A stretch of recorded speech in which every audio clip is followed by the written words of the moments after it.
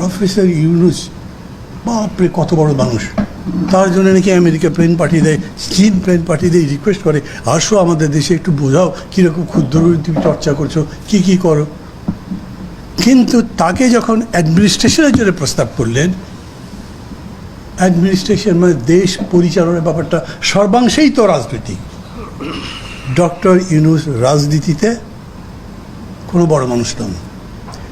নাগরিক শক্তি বলে একটা দল করেছিলেন, সাকসেসফুল হননি, ফেল করেছেন একেবারে পিওরলি, মানে ওইটাকে বেস করে কি রাজনৈতিক দল হয় দেখি, উনি ওটাও বুঝতে পারেননি। আমি সচিন টেন্ডুলকারকে ফুটবলের মাঠে নামিয়ে দিলে কী হবে? অতএব আজ 1 বছর পরে যদি আমি জিজ্ঞেস করি, বলেন যে 5টা ইস্যুর উপরে আলোচনা হচ্ছে তার কতগুলো প্রত্যাশা আপনাদের সফল হয়েছে? একটা সংস্কার বাস্তবায়ন হয়েছে?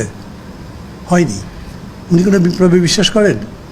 উনি কোনো সমাজ পরিবর্তনের লড়াইয়ের কথা বলেন? উনি সংস্কার করতে চান, কিন্তু উনি আপাদ মস্তক একটা ওয়েস্টার্ন ডেমোক্রেসির কালচারে বিশ্বাস করেন। অর্থাৎ উনি মনে করেছেন আমি যে ক্ষমতায় যাব, তারপরে আপনারা যত কথাবার্তাই বলবেন, একটা বিপ্লবী সরকার হওয়া দরকার ছিল, একটা অভ্যুত্থানের সরকার হওয়া দরকার ছিল, এগুলো কথার কোনো বাড়ি নাই। কিন্তু এখন সরকারের কাছে আপনি যত দাবি দেবেন, তারা বলবে বাবা আর পারবো না, বহুত পেরেছি, আর সম্ভব নয়, 6 মাস পরে চলে যাব, তোমরা তখন নতুন সরকার যে আসবে তারা করবে।